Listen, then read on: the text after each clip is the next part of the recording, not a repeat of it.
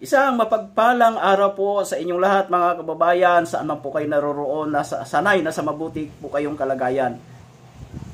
Excuse me po, Dong Randy PH po pala atin pong re-reactionan ngayon.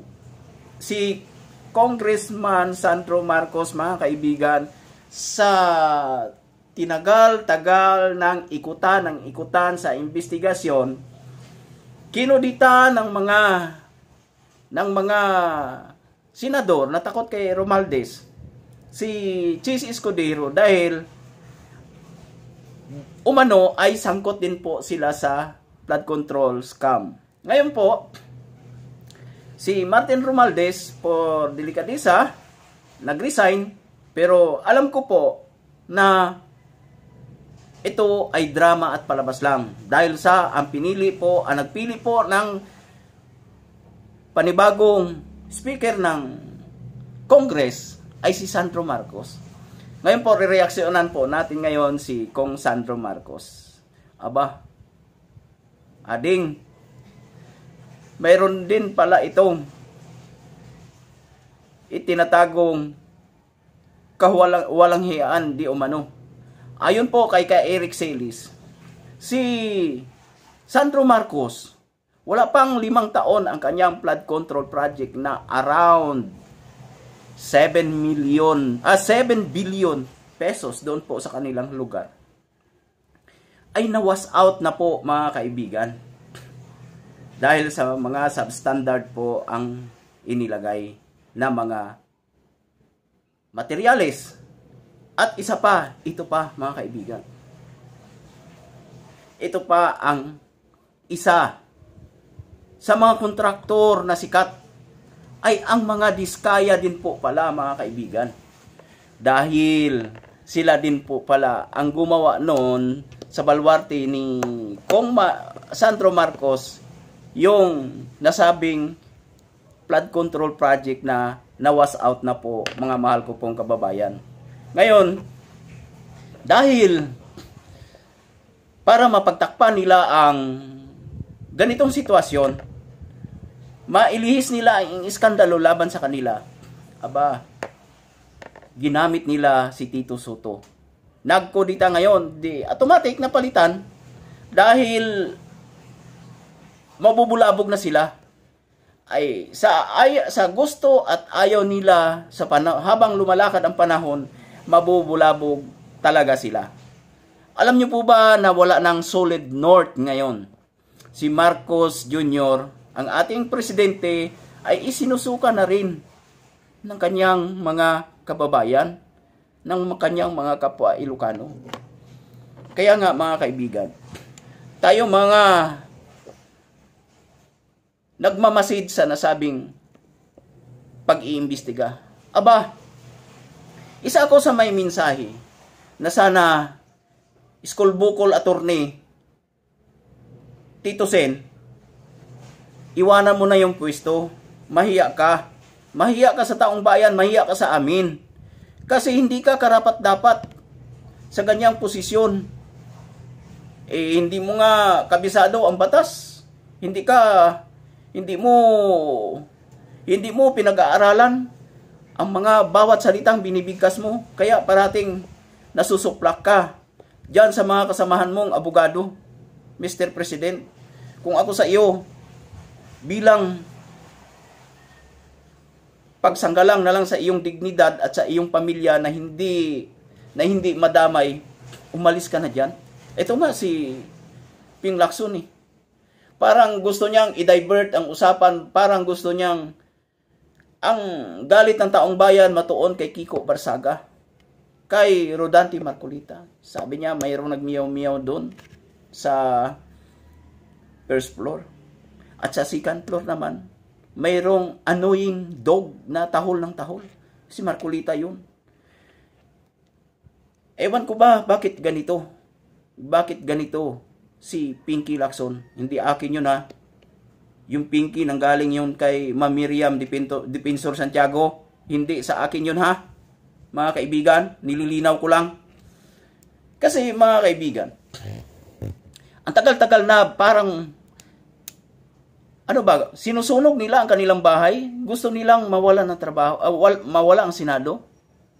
Baka may pangako sa kanila, dalawa, si Bongbong Marcos, pag nabuwag ang Senado at mag-charter change, mayroon kayong posisyon na para sa inyo. Hindi po tayo papayag doon dahil baka pagdating ng araw to 2028, mga kababayan, maging Prime Minister na si Martin Romualdez at ibabaon ng husto nila ang Pilipinas, ang mga Pilipino. Ang mga ito naman, alam natin pag nagkakasala, kapag sila ay nasusukol na, ang takbo nito sa Amerika kundi kaya doon sa Europe. At ang idadahilan, mga kaibigan, ay ang health concern. Yung pala magtatago na, kagaya kay Saldico. Ngayon, balik tayo kay Tito Soto. Si Tito Soto ay marami ng galit sa kanya ng mga kasama niya. Actually, si Mig Zubiri, malapit ng mawindang, pati si GB Ejercito.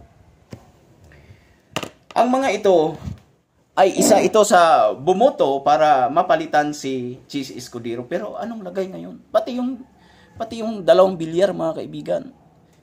Yung 2 bilyar, bumaliktad din. Nagboto po sila kay Tito Soto. Ano ngayon?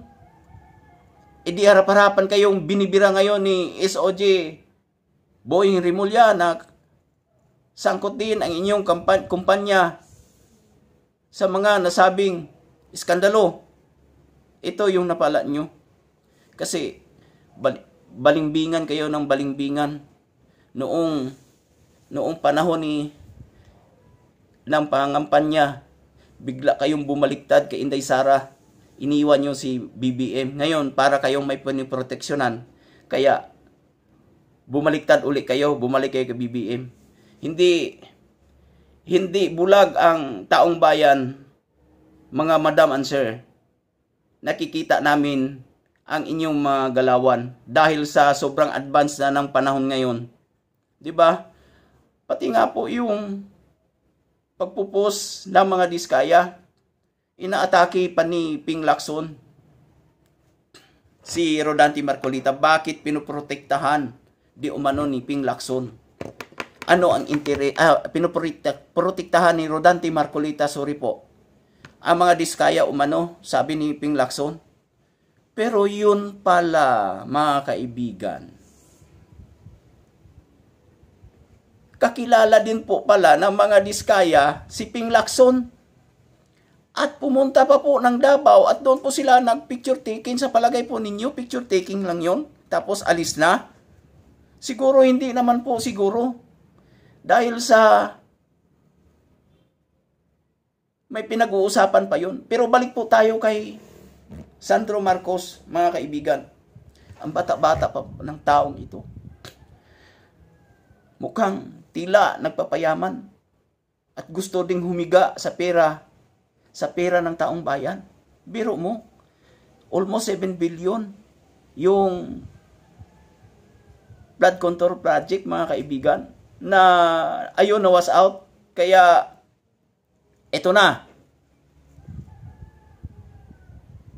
baka pagbalik sa sesyon sa Senado, baka mawawala na yung Blue Ribbon Committee hearing kasi wala nang kredibilidad.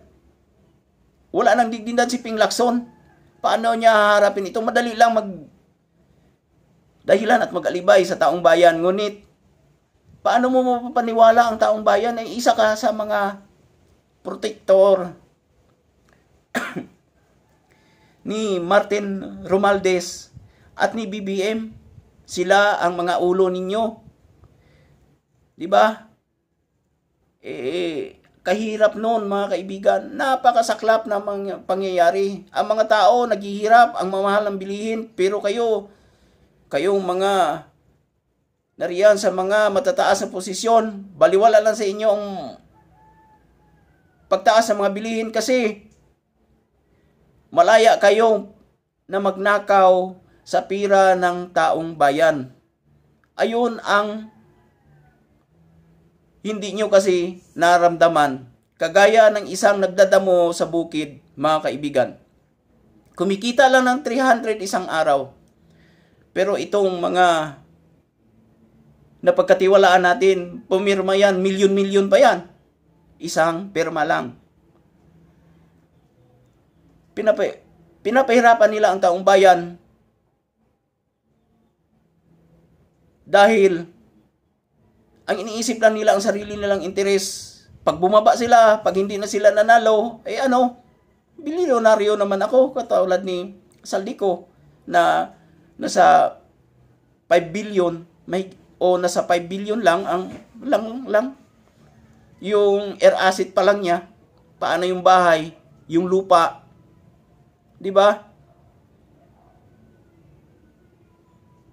Samantalang yung si Juan de la Cruz na andon, yung ulo subsob sa pagtatrabaho sa mga kabukiran, yung Juan de la Cruz na nangingisda sa pagpakain sa taong bayan, hindi nila iniisip yon. Nagkakasakit si Juan de la Cruz dahil sa init, sa lamig ng panahon.